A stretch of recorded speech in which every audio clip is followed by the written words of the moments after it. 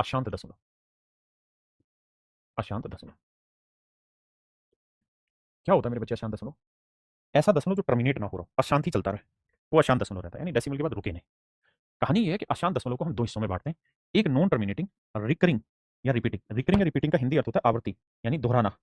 जैसे 0.45 45 45। तो यहाँ क्या हो रहा है कि डॉट डॉट लग गया, मतलब ये खत्म तो नहीं हो रहा, लेकिन ये बात तय है कि ये रिपीट होने लग रहा है। तो ये कहलाता है मेरे बच्चे नॉन टर्मिनेटिंग, रिपीटिंग या रिकरिंग डेसिमल, अशांत परंतु आवर्ती दशमलव, आवर्ती।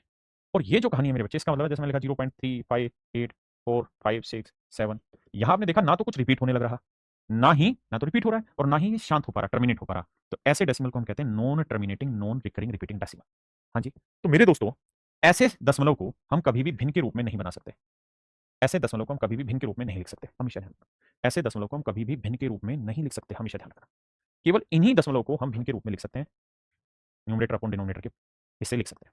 अब बात आती है कि हम लिखेंगे कैसे, इसकी भिन्न कैसे बनाएंगे। तो आप अपनी हेडिंग डाल लीजिए, नॉन टर्मिनेटिंग रिकरिंग डेसिमल, अशांत है परंतु आवर्ती दशमलव, अशांत आवर्ती दशमलव। तो देखिए मेरे बच्चे, हम बहुत डिटेल में नहीं जाएंगे, लेकिन बेसिक समझ रखेंगे। जैसे पहला सवाल और पूछ रहा है इनमें से कौन सा नॉन टर्मिनेटिंग रिपीटिंग डेसिमल है। तो मेरे बच्चे, जब भी किसी फ्रैक्शन के बटे में, जब भी किसी भिन्न के बटे में 2 या 5 है या दोनों हैं, तब तक तो वो रहता है शांत, यानी टर्मिनेटिंग डेसिमल। उसके अलावा कुछ भी है तो वो कहलाएगा नॉन टर्मिनेटिंग डेसिमल। तो यहाँ 4 है, ये शांत हो जाएगा, 5 है, शांत हो जाएगा। 40 को हम लिख सकते हैं 5 गुना 8, यानी 5 और 8 को 2 की पावर 3, आपने कहा हाँ, तो ये भी शांत है। हमें चाहिए अशांत, तो जिसके बटे में 2 या 5 नहीं है वो, यानी ऑप्शन डी मेरा करेक्ट आंसर है। देखिए यार, कहता है इनमें से कौन सी ऐसी फ्रैक्शन है जिसको हम रिकरिंग डेसिमल नहीं पढ़ सकते। रिकरिंग डेसिमल जब भी बोला जाएगा तो उसका मतलब है कि non terminating repeating decimal. Recurring का मतलब है अशांत आवर्ती दशमलव, कह रहा कौन सा नहीं होगा। तो देखो यार, यहाँ 56 को 4 से काटेंगे तो इसके अंदर 7 मौजूद है, ये तो अशांत और आवर्ती होगा। 7 को 56 से काटेंगे 8 आया, और 8 में 2 की पावर 3 होता है, तो ये हो जाएगा शांत। और उसने ये पूछा था कौन सा अशांत नहीं है, अशांत नहीं होना मतलब शांत होना, तो मेरा ऑप्शन बी राइट आंसर। क्योंकि ये जो आंसर है ये कभी भी रिकरिंग डेसिमल नहीं पढ़ा जा सकता, मेरी बात को फोकस करके समझना। कहता है which of the following vulgar fraction will not and when represented in decimal. कहता अंत नहीं होगा, इसका अंत नहीं होगा, नॉन टर्मिनेटिंग डेसिमल। तो देखो यार, 150 में मौजूद है क्या सर, 3 गुना 50, 50 में 25 गुना 2, देखिए 25 दूनी 50, 50 थी 150, अब 3 यहाँ ऊपर कट जाएगा। तो यहाँ से एक बात समझ में आ गई कि नीचे 5 और 2 है, तो ये तो शांत दशमलव होगी। और उसने हमसे यही पूछा था कि इनमें से which of the following vulgar fraction will not and when represented in decimal. जब इसे हम दशमलव में दर्शाएंगे तो खत्म नहीं होगी, वो कौन सी भिन्न है। तो मेरे बच्चे, मेरा जवाब होगा कि ये भिन्न ऐसी है जो खत्म हो जाएगी। नहीं, उसने हमसे पूछा क्या खत्म नहीं, समाप्त नहीं होगी, तो ये तो समाप्त हो जाएगी, तो आंसर नहीं होगा।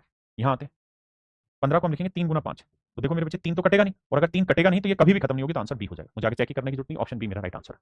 हाँ जी।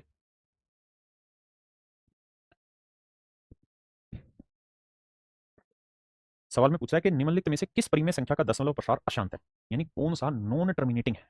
तो जवाब मिलेगा सीधा कि सर ये जो भिन्न है, यहाँ 7 की पावर 5 दे रखी है, और अगर बटे में 2 या 5 है तब तक तो शांत, 2 या 5 के अलावा कुछ भी तो अशांत। यानी मेरे बच्चे ऑप्शन सी मेरा सीधा सीधा आंसर हो जाएगा, ऑप्शन सी मेरे बच्चे करेक्ट आंसर हो जाएगा।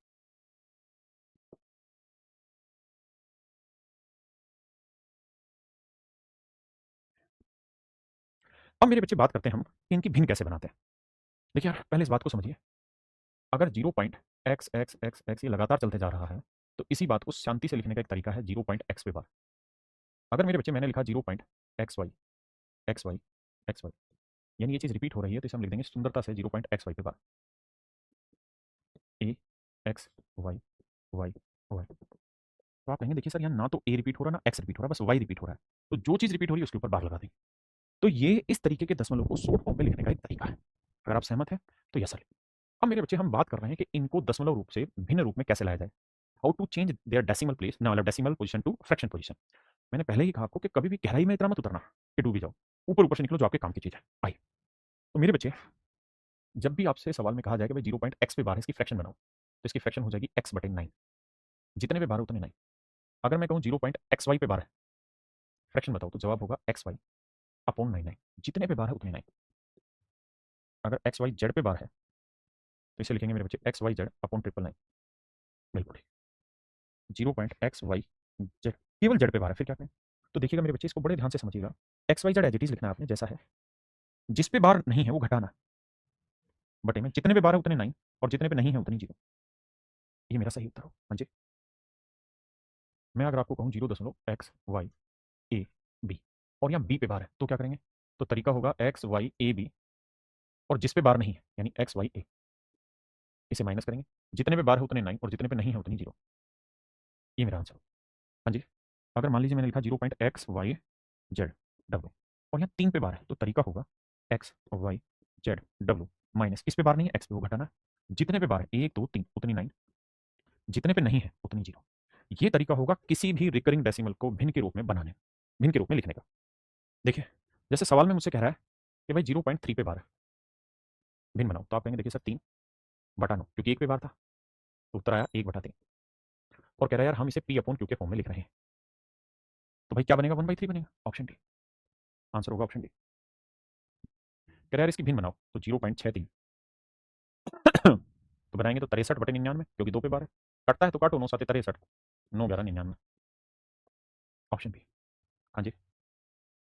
देखिए मेरे बच्चे 0.47 पे बार, क्यों? क्योंकि ध्यान से देखेंगे तो 47 47 47 आपका बार बार रिपीट हो रहा है, तो इसकी भिन्न जानते हो हम क्या लिख सकते हैं, इसकी भिन्न हम लिख सकते हैं 47, एक और एक तो 2 बार में 47/99, कट तो रहा नहीं है क्योंकि 47 एक अभाज्य संख्या है जो किसी से कटेगी नहीं, तो ये मेरा आंसर हो। देखिए मेरे दोस्त 0.3 4 रिपीट हो रहा है लगातार, 3 तो आगे जा नहीं रहा रिपीटेशन में, 4 ही रिपीट हो रहा है, तो भिन्न बनेंगे कैसे? ये सर 34, जो रिपीट नहीं हो रहा वो माइनस करेंगे, जो रिपीट हो रहा है उस पर 1 9, जो नहीं हो रहा 0, आंसर होगा 34 में 3 क्या 31/90, ऑप्शन सी मेरा करेक्ट आंसर। देखिए मेरे भाई 0.58 08 आगे कहानी चल रही है, अगर ध्यान से देखेंगे तो 80 रिपीट हो रहा है, 80 80 80 80 रिपीट हो रहा है, 5 नहीं हो रहा, मतलब हमें 80 पे ही बार लगाना हो, तो 580 -5 अपन जितने पे बार है उतने 9, जितने पे नहीं है उतनी 0, तो 580 में 5 गया तो 575/990। अच्छा अगर काट सकते हैं तो काटेंगे, लेकिन ऑप्शन में काटे बिना ही उत्तर दिया है, तो वही मेरे बच्चों मेरा सही उत्तर, ऑप्शन डी। कह रहा है 0.27 को फ्रैक्शन के रूप में लिखो, ध्यान देना मेरे बच्चे 0.27 और बार केवल 7 पे है, हाँ जी, तो हम इसे लिखेंगे जी 27 -2, एक पे बार है 9 और एक पे नहीं है 0, तो मेरे भाई 27 में 2 गया 25/90, 5 से काटेंगे 5 और 5 से काटेंगे 18, तो उत्तर आया 5/18। हाँ 0 पॉइंट समथिंग नहीं है, 2 पॉइंट 3 पॉइंट यानी शुरुआत में भी कोई वैल्यू है, जैसे 2.6, तो आप इसे मन में लिखेंगे कि 2 जमा 0.6 पे बार, 2 जमा 0.6 पे बार, तो 2, और मेरे बच्चे इसको हम लिखेंगे 6/9, काटेंगे तो 2, 3 दूनी 6 और 3 9, ठीक है जी, अब 3 दूनी 6, 6 और 2 8/3, तो मेरे बच्चे मेरा सही उत्तर जो निकल के आएगा वो कुछ और नहीं 8/3 है, सही उत्तर मेरे दोस्तों 8/3 निकल कर आए। आइए इसको भी ऐसे लिखना 1 जमा 0.0123 पूरे पे बार है, गड़बड़ नहीं करना। अभी तक के सवाल में क्या था, ये 1 पॉइंट नहीं था या 2 पॉइंट नहीं था जी, अहमद जी बहुत जल्द कर रहे हैं, 15 तारीख से पहले पहले। आइए अब कहानी ये है, इसकी फ्रैक्शन बनाएंगे तो आएगी 1 2 3 बटे 4 बार 9, तो पहली बात तो आप ये ढूंढना कि जो भी आंसर होगा उसमें 4 बार 9 होगा, तो यहाँ 3 बार 9 है, यहाँ 3 बार 9 है, कट गया। अब सोल्व करेंगे तो 9,999 को 1 से गुना करेंगे, एलसीएम लेंगे 9,999, ये 9,999 जमा 123, तो आंसर आएगा 10,122 बटे 9,999, ये मेरे बच्चे मेरा राइट आंसर है। 1/3 को बताओ कौन सा डेसिमल है मेरे बच्चे, हम टाइप 7 पे, टाइप 7 में हम पढ़ेंगे इसी चीज के उल्टे मतलब को, जैसे समझना, मैं अगर आपको ये कहूं कि यार 1/3 को बताओ कौन सा डेसिमल होगा, तो एक तो तरीका ये है कि मैं सर 1 को यहाँ लिखूं और 3 से भाग दूं, तो भाग जाएगा नहीं, तो 0 आएगा, 3 3 9, एक आया, फिर एक 0 और उतारा, फिर भाग नहीं जाएगा तो 3 मतलब भाग जाएगा 3 3 9 फिर 1, तो ये ऐसे ही चलता रहेगा, यानी 0.3 पे बार मेरा आंसर होगा। दूसरा समझदारी का तरीका ये है कि आप ये बात जानते हैं 0.x पे जो बार होता है इसकी फ्रैक्शन होती है x/9, आपने कहा हाँ सर बिल्कुल सही बात है, तो मेरे बच्चे इस बात को हम ऐसे भी तो लिख सकते हैं कि अपॉन 3 से गुना कर दे, ऊपर भी 3 से गुना, तो ये आ जाएगा 3/9, और x/9 को लिख सकते हैं पॉइंट एक्स पे बार, तो इसे लिख देंगे पॉइंट 3 पे बार, तो एक अच्छा तरीका और अच्छा माध्यम हो जाएगा चीज को सही तरीके से लिखने का मेरे बच्चे। आइए अब यहाँ 1/9 है तो इसे तो हम डायरेक्ट लिख देंगे 0.1 पे बार, क्योंकि 0.x पे जो बार होता है इसकी फ्रैक्शन होती है x/9, आपने कहा मामला सेट है।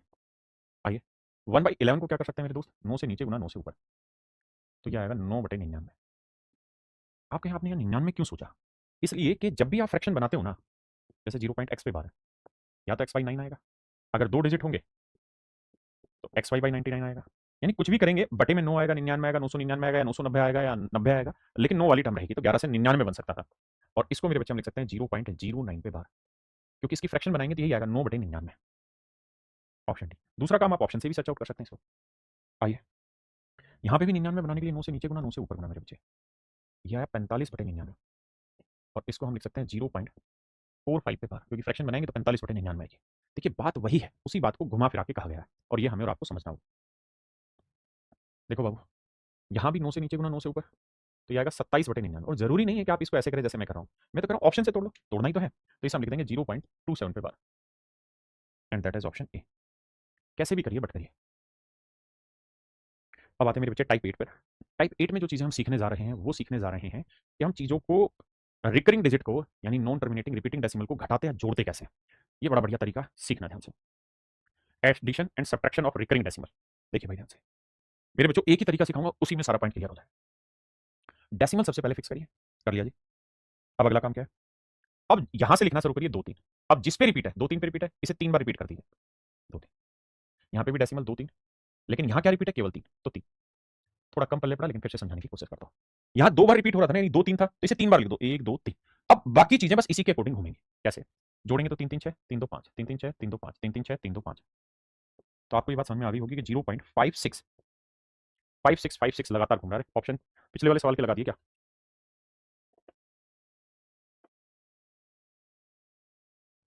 ओ सॉरी, मैंने गलती करी भाई। 3 3 6 3 2 5, 3 3 6 3 2 5, 3 3 6 और 2 और 2 4 आया, माफी चाहता हूं मैं। तो आंसर आया 0.465। अब आप दिखाई दे रहा होगा 6 5 6 5 6 5 आगे रिपीट हो रहा है, तो 6 5 पे बाद, यानी ऑप्शन बी। मेरी गलती। आइए जी, सबसे पहले डेसिमल को एक जगह सेट कर दीजिए फिक्स, 3 5। 3 बार रिपीट करना है, 3 5 3 5। ये है 0.15 15 15। और इसमें डेसिमल के बाद रिपीटेशन है ही नहीं, तो बस सीधा 50। अब कहता है जी जोड़ दो, 5 5 10, 3 और 1 4 1 5, 5 5 10 3 1 4 1 5, 5 5 10, 5 3 और 1 4 और 1 5 और 5 10। तो आंसर आ रहा है 1.0050 पे बार, 1.00505050, यानी 50 रिपीट होना स्टार्ट हो गया। तो मेरे बच्चे 5 शून्य पे बार लगेगा, यानी ऑप्शन डी। 2 3 सवालों से समझ में आया।